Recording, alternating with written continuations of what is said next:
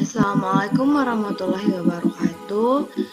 Saya Putri Wahyuni dengan NIM 200309090 dengan dosen pengampu Bapak Halkadri Fitra SE MMAK saya dari Prodi Matematika NK tahun ajaran 2020. Saya akan membuat video pembelajaran untuk memenuhi tugas pendidikan kewirausahaan dengan tema business plan atau perencanaan usaha. Baiklah, di sini ada 6 topik yang akan saya bahas dan itu saling bersangkutan. Yang pertama yaitu pengertian dari business plan, yang kedua tujuan dan fungsi membuat perencanaan usaha, yang ketiga prinsip dari business plan, yang keempat format dari rencana usaha, yang kelima perencanaan bisnis yang baik, dan yang terakhir 9 elemen yang ada di dalam business plan. Baiklah, kita masuk ke materi yang pertama, yaitu pengertian rencana usaha atau business plan. Perencanaan usaha atau business plan adalah dokumen yang harus dipersiapkan sebelum melaksanakan kegiatan bisnis. Setiap rencana bisnis mempunyai beberapa elemen, dan elemen pokok dari rencana bisnis tersebut ada 5, yaitu yang pertama deskripsi bisnis, yang kedua, produk atau barang dan jasa. Yang ketiga, analisis pasar dan rencana pemasaran. Yang keempat, rencana produksi. Dan yang terakhir, analisis keuangan. Jadi bisa disimpulkan bahwa business plan itu adalah dokumen tertulis yang disiapkan oleh seorang wirausaha yang menggambarkan semua unsur-unsur yang relevan, baik internal maupun eksternal, mengenai suatu usaha dalam bentuk perencanaan terpadu, yaitu meliputi pemasaran, permodalan, produksi, dan sumber daya manusia. Kita lanjut ke yang kedua, yaitu tujuan dan fungsi membuat rencana usaha. Yang pertama, tujuan seorang wirausaha membuat business plan, yaitu sebagai panduan bagi seorang wirausaha dalam melaksanakan usahanya. Yang kedua, sebagai bahan penilaian tertulis dalam menilai keberhasilan usaha yang telah dilaksanakan selama ini. Yang ketiga, sebagai bahan mengevaluasi kelemahan dan pencapaian target usaha yang telah terjadi. Yang keempat, rencana usaha yang baik dapat memberikan keyakinan pada pihak calon pemenang modal. Yang kelima, sebagai dasar dalam memaksimumkan sumber daya yang telah diuraikan, juga untuk memberikan dokumentasi kepada perusahaan sendiri tentang kondisi investasi usaha yang dimiliki. Kita lanjut ke 3 fungsi rencana usaha bagi seorang wirausaha. Yang pertama yaitu sebagai rencana aksi atau action plan. Maksud action plan di sini yaitu membantu seorang wirausaha bergerak dan mengambil tindakan bisnisnya. Yang kedua yaitu sebagai peta jalan atau roadmap. Maksud dari roadmap di sini yaitu berperan menjadi alat yang sangat berguna agar usaha tetap pada arah yang diinginkan. Yang ketiga yaitu sebagai alat penjualan atau sales tool, yaitu sebagai bantuan penjualan atau sales tool itu sendiri, sehingga sebuah perencanaan usaha merupakan alat yang bisa dipergunakan untuk meyakinkan investor dalam menjalankan investasinya di usaha tersebut atau menempatkan investasinya di usaha tersebut. Selanjutnya yaitu manfaat pengelolaan usaha harus menyusun perencanaan usaha menurut Yusita pada tahun 2015. Di sini saya mencakup 7 manfaat yang dikemukakan oleh Yusita, yaitu yang pertama, rencana usaha dapat menjadi alat pengawasan dan pengendalian kegiatan sehari-hari bagi seorang wirausaha. Yang kedua, rencana usaha dapat dijadikan sebagai alat mendapatkan pembiayaan dari lembaga pemberi pinjaman. Yang ketiga, rencana usaha dapat dijadikan sebagai alat mendapatkan dana investasi. Yang keempat, rencana usaha dapat dijadikan sebagai alat mengatur dengan siapa harus bekerja sama. Yang kelima, rencana usaha dapat dijadikan sebagai alat mendapatkan atau memenangkan suatu kontrak besar. Yang keenam, rencana usaha dapat dijadikan sebagai alat menarik tenaga kerja inti. Yang ketujuh atau yang terakhir, rencana usaha dapat dijadikan sebagai alat memotivasi dan fokus. Selanjutnya kita masuk ke sifat atau ciri perencanaan bisnis yang baik. Yang pertama yaitu perencanaan usaha fokus pada visi, misi, dan tujuan dari kegiatan usaha yang dilakukan. Yang kedua, perencanaan usaha memiliki rasionalitas dan faktual. Maksudnya yaitu harus masuk akal, realistis, atau dapat dilakukan, berorientasi pada masa depan, dan didukung data dan fakta yang ada. Yang ketiga, perencanaan usaha dipersiapkan untuk tindakan yang berkelanjutan, serta mempertimbangkan kondisi dan prediksi pada keadaan di masa yang akan datang. Yang keempat, perencanaan usaha dijadikan pedoman dalam melaksanakan tindakan usaha di masa yang akan datang sehingga harus bersifat sebagai persiapan dan fleksibel serta dapat digunakan di masa yang akan datang. Yang kelima yaitu perencanaan usaha bersifat operasional, yaitu sederhana, terperinci, dan dapat dioperasionalkan atau dilaksanakan. Selanjutnya yaitu prinsip dari business plan. Di sini ada empat prinsip business plan, yaitu yang pertama, perencanaan usaha dapat diterima semua pihak. Yang kedua, perencanaan usaha bersifat fleksibel dan realistis. Yang ketiga, perencanaan usaha mencangkup seluruh aspek kegiatan usaha.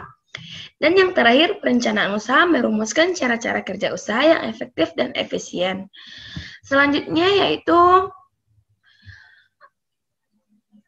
format dari rencana usaha atau business plan.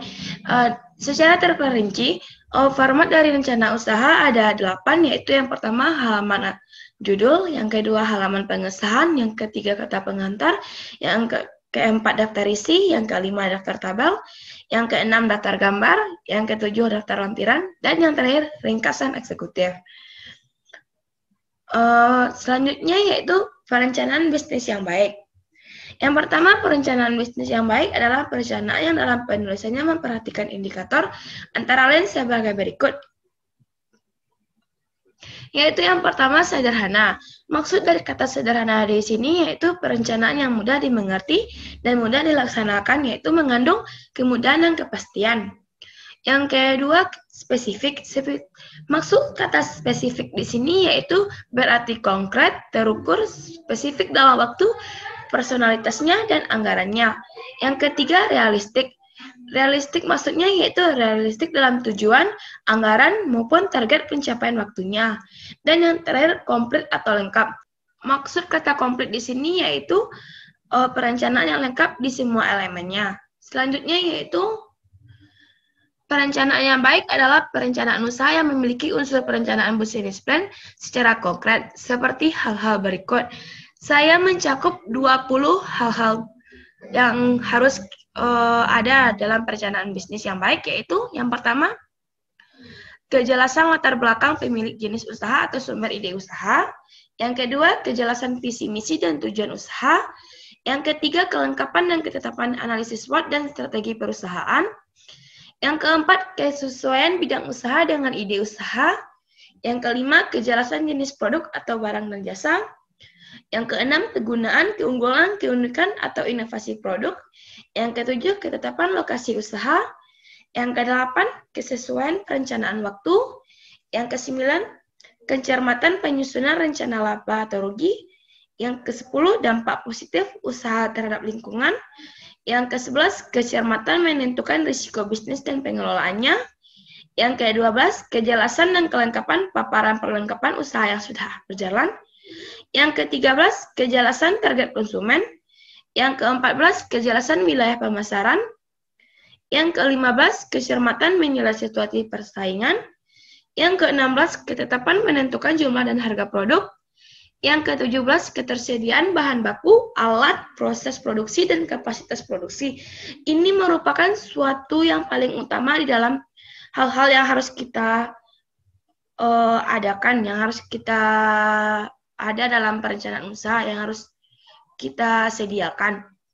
Yang ke-18, kejelasan bentuk usaha, kelengkapan struktur organisasi dan personalinya, kesesuaian tim pengelola dan keahliannya, serta jumlah tenaga kerja dan ketersediaan UKM mitra. Yang ke-19, kecermatan penghitungan kebutuhan investasi modal kerja, dan yang terakhir, kecermatan membuat prediksi arus kas atau laporan arus kas. Baiklah, kita masuk ke bagian pertama, yaitu Executive Summary. Executive Summary adalah pembuka sebuah bisnis plan yang memberikan gambaran umum, singkat, jelas dari bisnis kamu. Ada beberapa konsep di sini, yaitu yang pertama, elevator pitch. Elevator pitch yaitu satu atau dua paragraf yang tidak perlu dibaca lebih dari 60 detik. Kamu harus bisa menjelaskan apa perusahaan atau bisnismu, apa produk atau jasamu, apa manfaat untuk orang, dan siapa keunikan bisnismu di pasaran. Contohnya yaitu, perusahaan A kami memberikan jasa sales yang menjembatani pengrajin kayu jati dan konsumen dengan sistem pesan kostum melalui aplikasi online. Yang kedua, mission assessment. Mission assessment yaitu visi dan misi perusahaan kamu. Yang ketiga, business values. Business values yaitu nilai-nilai yang menjunjung dalam praktik bisnis kamu sebagai panduan etika terhadap shareholders, stakeholders, maupun konsumen. Baiklah, lanjut ke yang kedua, yaitu company description. Company description bertujuan memberikan gambaran dan informasi lengkap tentang bisnis yang permasalahkan kamu. Di sini ada 4 poin, yaitu yang pertama, mission dan values. Mission and values hampir sama dengan mission assessment, yaitu visi dan misi kamu. Yang kedua, location. Location merupakan di mana bentuk kamu, di mana base kamu, di mana gedung kamu, di mana rencana kamu buka toko atau toko kamu yang sudah ada dan bisa kirim ke rumah saya atau delivery. Yang ketiga, legal struktural. Legal struktur merupakan perincian CV atau PT. Jadi, apakah kamu sudah memiliki CV, apakah kamu sudah memiliki PT, atau kalau belum, kamu bisa menuliskan rencanamu ke depan legalitas perusahaan apa yang akan kamu naungi. Yang keempat, achievement. Achievement merupakan apa yang sudah terjadi di dalam bisnis kamu sebelumnya, prestasi apa yang sudah kamu raih, dan reputasi apa yang kamu punya. Selanjutnya yaitu service dan produk. Service dan produk memiliki 4 kunci, yaitu ide, passion, produk, memiliki harga, dan bisnis. Service and produk memiliki 3 poin, yaitu yang pertama, problems to be solved, yaitu maksudnya masalah dihantui pacar kamu atau masalah yang dihantui oleh sifat diri sendiri. Jadi maksudnya yaitu masalah apa yang ada di dalam diri kamu atau bisnis kamu yang akan kamu jalankan gitu. Yang kedua, solution. Cari solusi yang kamu tawarkan untuk mencari solusi masalah yang terjadi. Jadi carilah solusi yang akan kamu tawarkan kepada problem itu.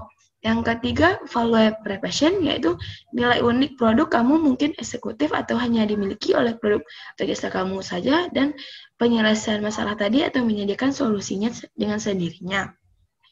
Lanjut yang keempat, yaitu market analysis. Market analysis memiliki 4 bagian utama, yaitu industry description, target evaluation, competitive analysis, dan projection.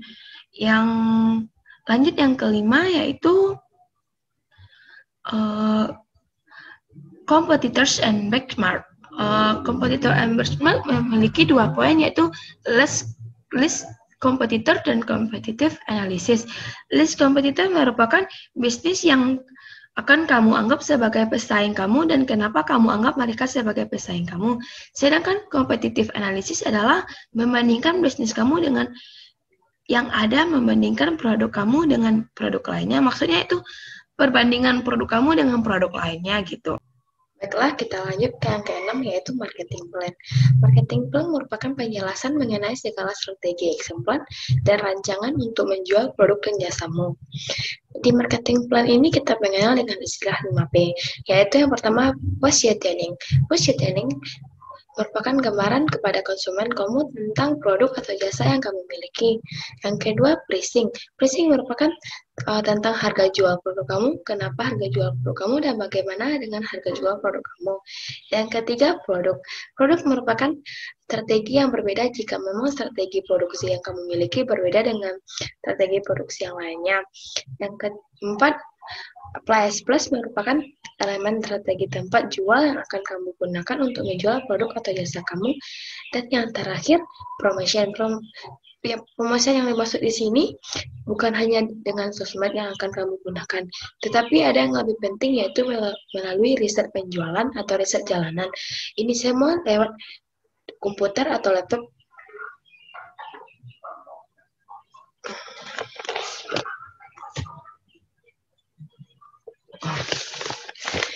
Yang kelima, promotion. Promotion yang dimaksud di sini bukan hanya lewat sosmed yang akan kamu gunakan, tetapi ada yang lebih penting yaitu melalui riset jalanan. Ini semua dijalankan melalui komputer atau laptop. Baiklah, kita lanjut ke yang ketujuh, yaitu Organization and Management. Organization and Management maksudnya di sini yaitu kamu akan menjual diri kamu atau tingkah kamu atau orang lain.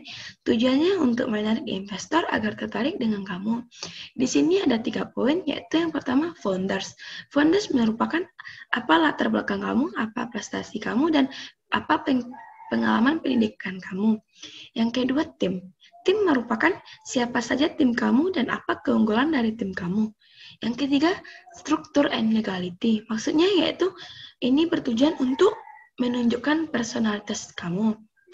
Yang kedelapan, finansial. Finansial merupakan kita itu berbicara tentang analisa sebesar apa potensial bisnis kamu ke depannya dan perlu ditinjaukan kembali bahwa produk kamu realistis.